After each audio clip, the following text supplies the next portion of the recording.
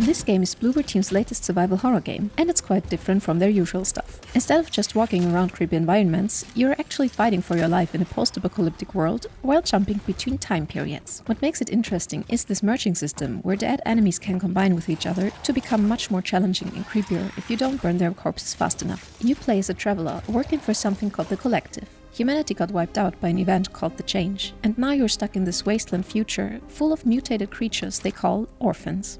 Your job is to find time rifts that let you jump back to 1980s Poland to track down specific people and harvest their souls before they die in the apocalypse. The whole thing takes place in this mix of Eastern European architecture and retro sci-fi tech. You spend time in both the ruined future and the past during the outbreak, and try to figure out what actually happened to humanity while staying alive. For the actual combat, you've got a handgun, shotgun and wrist-mounted flamethrower. But ammo is really scarce. The game's twist is that when you kill these creatures, they don't just disappear. Other enemies can absorb the dead bodies and merge with them, getting stronger and gaining new abilities. So you either need to burn every corpse with your flamethrower, or lure enemies away from the bodies, which takes planning. Your weapons have this charging mechanic, where holding the trigger longer makes shots more powerful and knocks enemies back.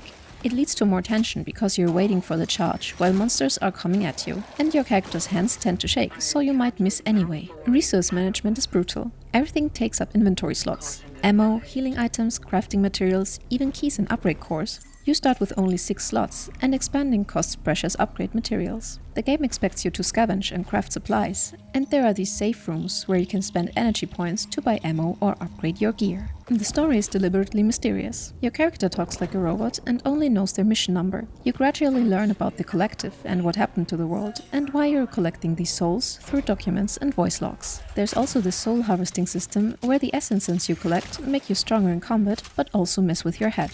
The more souls you carry, the more unstable you become, with whispers and visual distortions affecting you. The game uses the anomalies as both story elements and puzzles. You can manipulate these time distortions to clear paths or solve simple environmental challenges, though they are not too complex. One thing that sets it apart from other survival horror games is there's no easy mode.